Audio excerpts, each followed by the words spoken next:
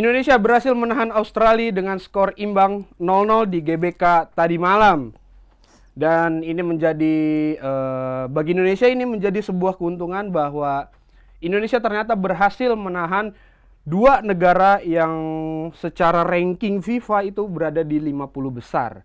Dan ini akan dibahas di halftime break bersama gue Dev Refli dan seperti biasa bersama dengan Bang DJ. Good morning, Dev. Good morning.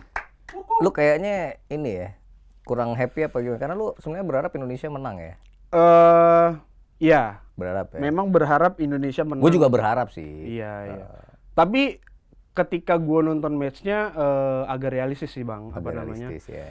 Ketika menjamu Australia itu ternyata memang selain secara fisik ya memang Australia gede-gede lah badannya gitu loh. Secara fisiknya maksudnya ya kalau dilihat dari ya kita tahu sendiri backnya Australia itu dua center backnya Australia kan tinggi-tinggi ya, luar biasa tinggi gitu. Iya terus kenapa nggak main basket tuh orang berdua ya? Nggak tahu deh. Nggak diajak kali itu. Nggak diajak. Iya. Diajak, iya bener. Tapi Dev, sebelum lu ngobrol itu ya, kemarin kan gue ada di stadion tuh Dev. Oh iya? Iya ada di stadion. Tapi gue mau mulai dari perjalanan gue dari Palmerah, kan kita di Palmerah nih. Iya betul. Ke Senayan. Jadi waktu gue nyebrang stasiun kereta jembatan kereta, itu emang luar biasa ya kalau Indonesia main di kandang, terutama di GBK ya. Penjual itu udah dari jam, gue jalan dari Palmerah 3:30. Okay. 3:30 udah pakai udah beli apa namanya jual yang ikatan kepala, syal gitu kan. 5.000 demi Indonesia. Ayo demi kehormatanmu gitu. Gue bilang jual demi 5.000 ya kan. Sekitar jam 4 lewat atau ya jam 4 lah gitu baru pintu dibuka tuh untuk open gate kan. Nah, ada satu yang menarik tuh Dev, ya. Ini yang lucu nih, dari banyak spanduk yang ada. Itu gue foto tuh, ntar gue kasih lihat lo tuh. Iya. Di satu sisi Indonesia kudu menang. Ojo kayak MU. Terus gua zoom kan hashtag si paling timnas gitu kan. Ya Allah, ini gue yakin timnya Kang Iwan ini bener nih. Ini kita lagi tim nasional. Indonesia kudu menang. Ojo kayak MU, MU. Waduh. Ada gua foto tuh. Itu salah satu yang menarik tuh di stadion yang dari kemarin. Iya, dari banyak spanduk yang apa semua itu. Iya kan? Tapi bahas MU nanti aja. MU kan main ya kan. Itu sih. Tapi benar yang lu bilang. Ya kemarin kan sebelum pertandingan Indonesia lawan Australia, ya momentumnya kan positif. Iya. Iya kan? Momentumnya positif. Rian Kompas juga nulis tuh di hari ya koran hari Selasa kalau nggak salah Selasa pagi.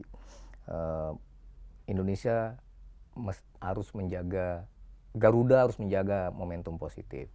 Ya karena hasil 1-1 di Jeddah ya kan menghadapi Arab Saudi dan menghadapi Australia, harapannya sih pengennya bisa menang. Dan itu Dev, lu nonton kan? Nonton dong. Wah, gua di stadion itu menit pertama gua pikir kita bisa golin tuh.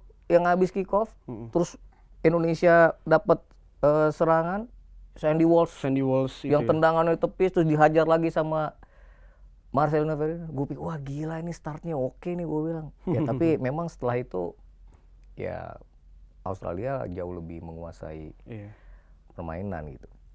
Cuma yang menariknya Dev, kalau kita ngomongin teknis dikit aja gitu ya. Ya emang Bang Toha nggak dimainin jadi starter.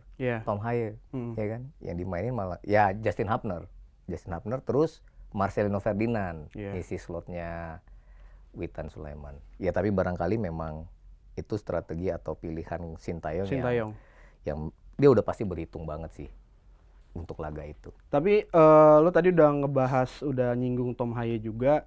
Di e-paper harian Kompas hari ini, gua tadi ngebaca bahwasanya di sini ditulis ketidakhadiran Tom Haye di lini tengah amat menurunkan kualitas Garuda untuk menguasai bola. Dua gelandang yang dipasang semalam, Nathan dan juga Ivar, gagal mengatur tempo dan mendistribusikan transisi serangan balik yang positif dengan baik gitu.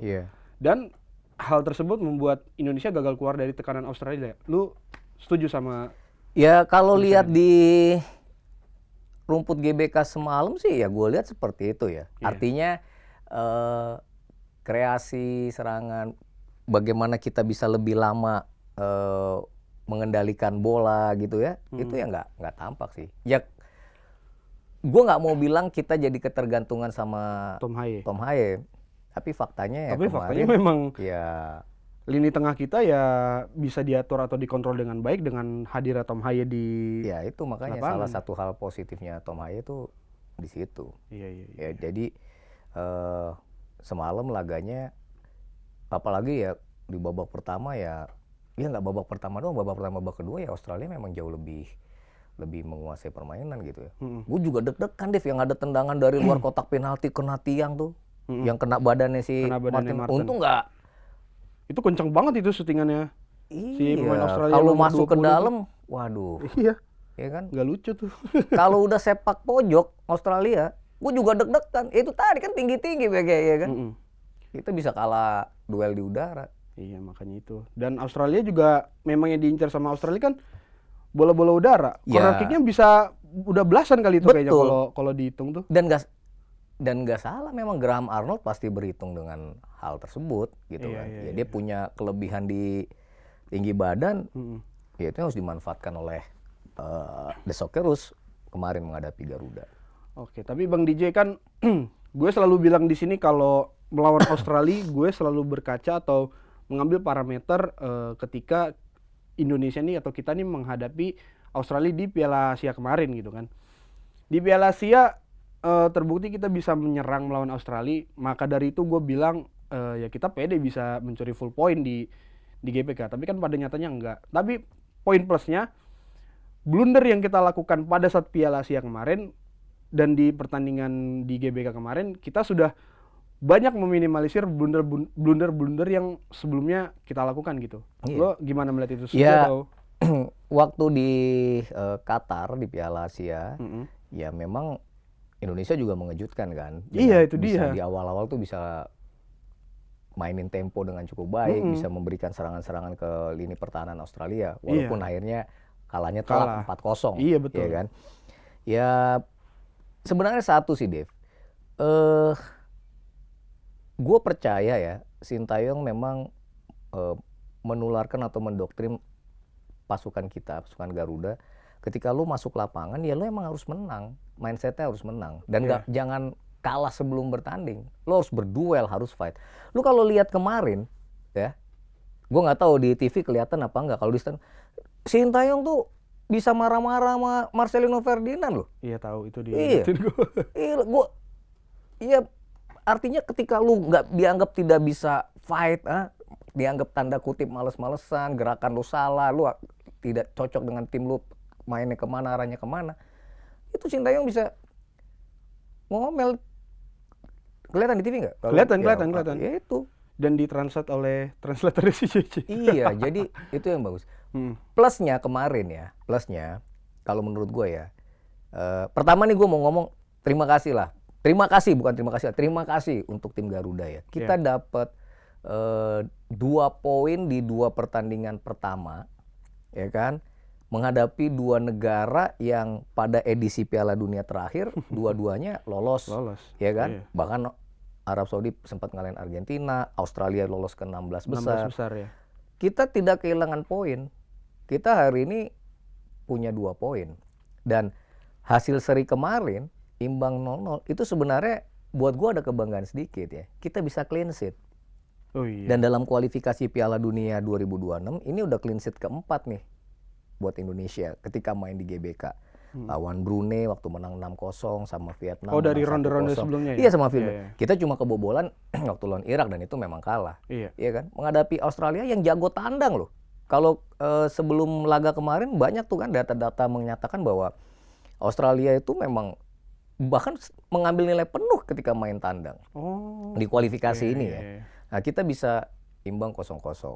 Dan sekali lagi kalau Kompas hari ini nih kan, kalau baca nih kan, berkat PAS Indonesia raih 2 poin. Iya benar. Dan Martin Paes jadi man of the match lagi di pertandingan tadi malam. Dan wajar, berapa belas itu tendangan para pemain Australia, terus yang on target mungkin 5 atau 6. 5 save krusial ya? Iya dia bisa save. Sampai presiden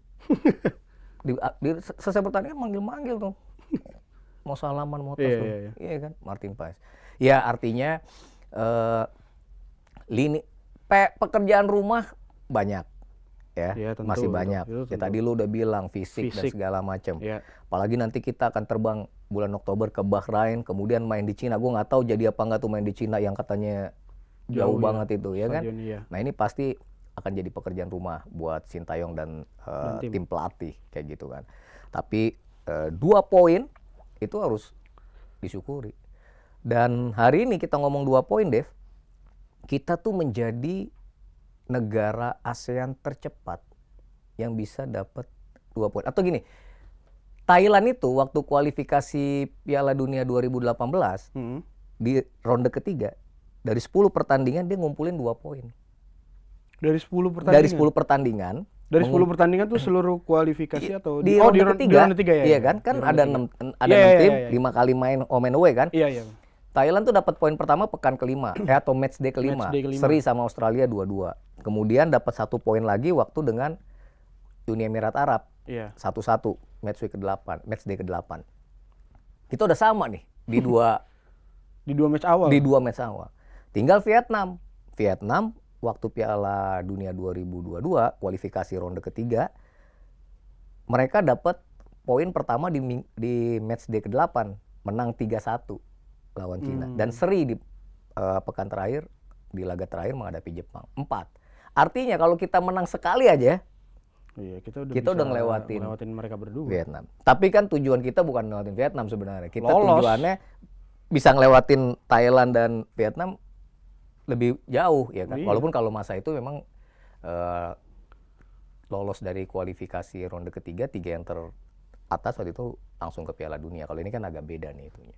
Jadi sekali lagi buat Bang Jai Ises dan kawan-kawan, ya memang raih kemenangan tuh nggak gampang, iya kan? Tapi paling tidak apa yang sudah kalian tampilkan di GBK itu udah luar biasa. Benar. Luar biasa. Kita 2 pertandingan awal ini main tandang maupun kandang nggak kalah, dapat poin selalu. Ya mungkin secara permainan atau secara taktikal mungkin kita nggak yang wah atau yang nggak diharapkan itu ya gitu. Iya. tapi nggak jelek, Dev. Tapi nggak jelek, iya itu poin gua, maksudnya fighting spirit dan mental kita itu itu top banget sih. Iya, di dua pertandingan kualifikasi iya, ini. Dan memang kita ada di level itu. Ya kita akan step by step dan gue yakin tim pelatih semua step by step akan meningkatkan ini supaya lebih keren. Iya kan? Gue tadi pagi di jalan tuh dengerin lagu-lagu Bernandia tuh. Ya Allah. Iya enggak, tapi cocok loh. Ada 3 lagunya oke kan? Yang pertama tuh kan ada judulnya. Lu galau banget apa? Bukan, enggak, gue judulnya ya. Kata mereka itu berlebihan. Kan orang selalu bilang berlebihan Indonesia. Buat haters kan kadang berlebihan lu memuji Sintayong, King Indo. Ya enggak, memang kecintaan kita. Lu bayangin deh, berapa puluh ribu orang kemarin di sana. Itu yang masuk stadion, yang di luar. Ribu? Iya, belum yang di luar, belum pedagang segala macem. Iya kan? Gue seneng banget, happy. Tuh kata mereka berlebihan, enggak. Terus ada judulnya, kini mereka tahu. Iya benar, sekarang coba lihat. Mereka tahu sekarang Indonesia.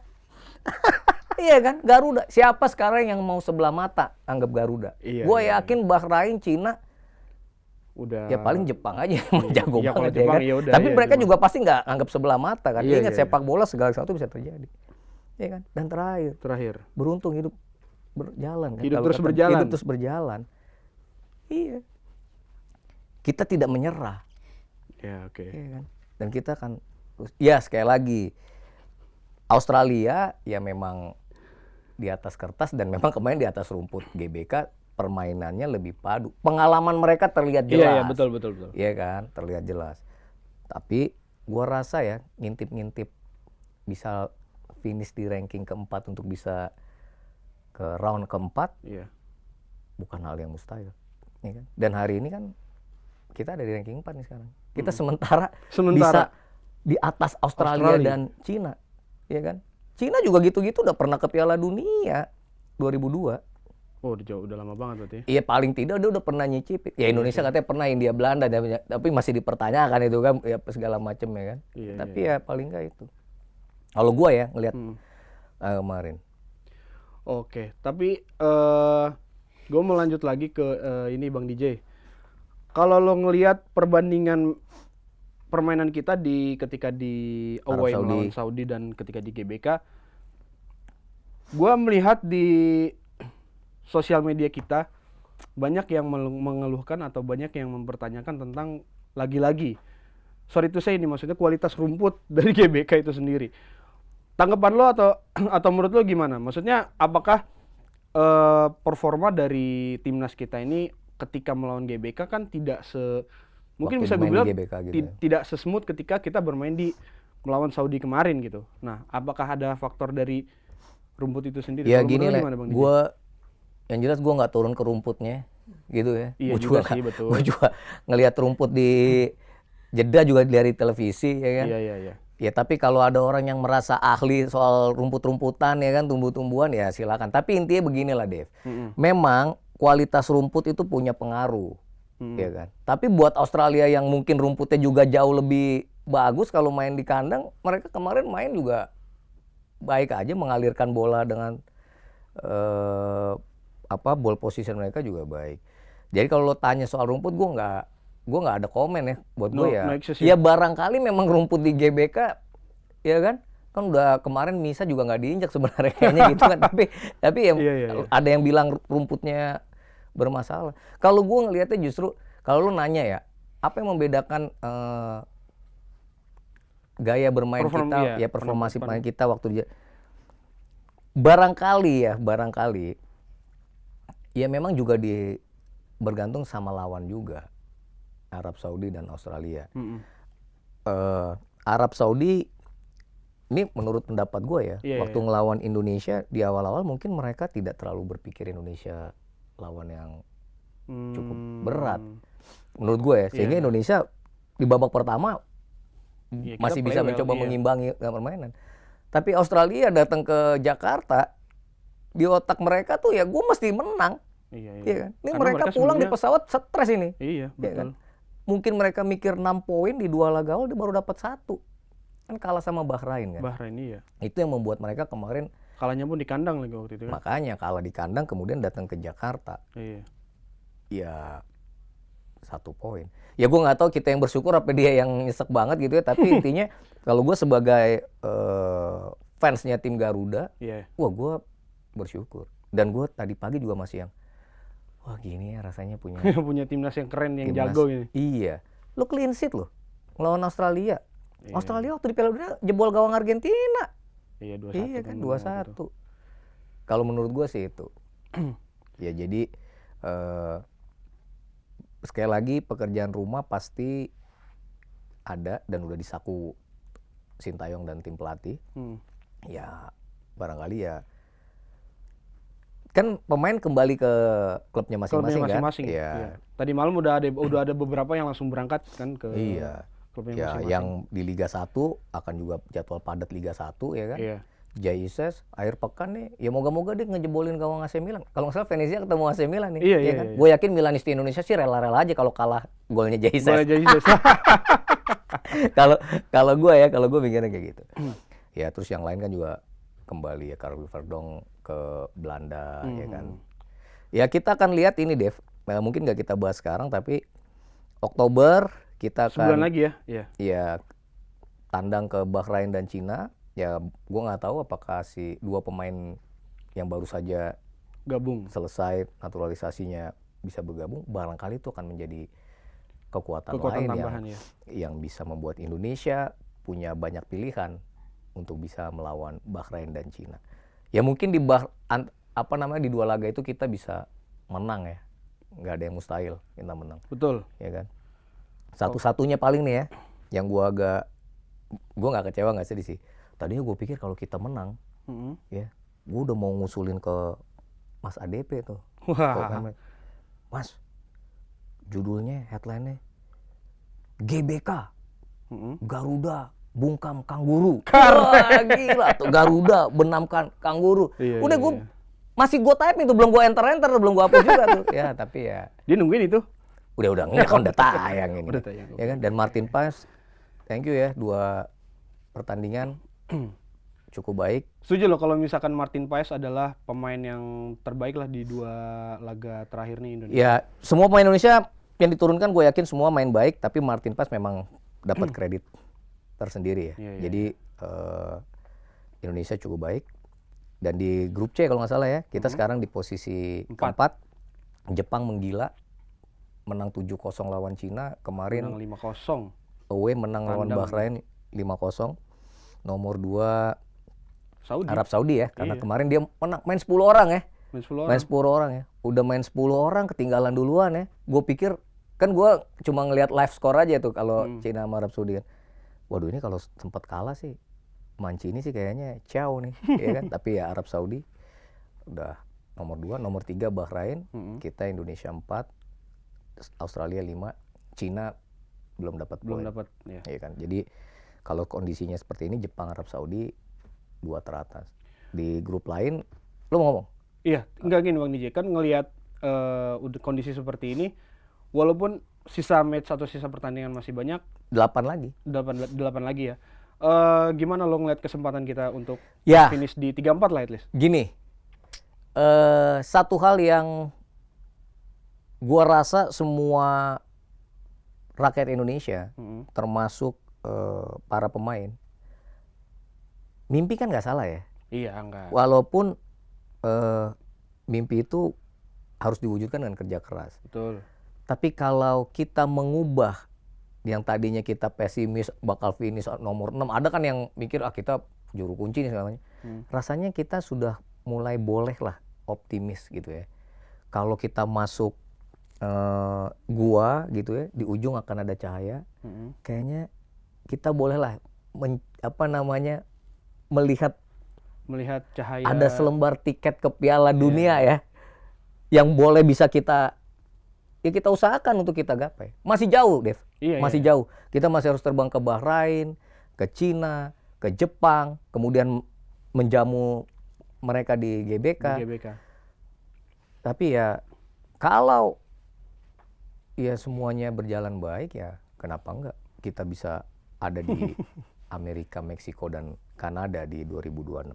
Betul. Ya kan? Tapi sekarang faktanya memang kalau lihat dari 2 matchday ini, Jepang, Arab Saudi di grup C, di grup B kalau nggak salah Korea Selatan dan Irak memimpin tim, sementara di grup A Iran dan Uzbekistan. Iya, benar-benar tim yang unggulan ya, di pot 1 dan pot 2 yang hari ini sedang memimpin klasemen. Oke, Bang DJ, gue cuma pengen mengucapkan sekali lagi ya, kita di 2 match kualifikasi Piala Dunia ronde ketiga untuk Indonesia ya, kita sangat-sangat bersyukur dan bangga oleh timnas kita yang sudah berhasil meraih 2 poin. Ya. Dan semoga nanti ketika kita bertandang atau away ke Bahrain dan juga China, kita bisa merebut full 6 poin. Ya Pak, ya itu optimis banget sih ya. Tapi paling nggak kita bisa dapat, nggak kehilangan poin, bisa menang, ya itu pasti membuat langkah kita sedikit demi sedikit lah. Sekali lagi kalau gue pribadi, gue sih nggak mimpi tinggi-tinggi, nggak mimpi nomor 1-2 lah. Kita bisa finish di 3-4 lah, itu udah coba ya. Yang selebihnya memang target kita di 34 sih Bang DJ, gitu. Iya.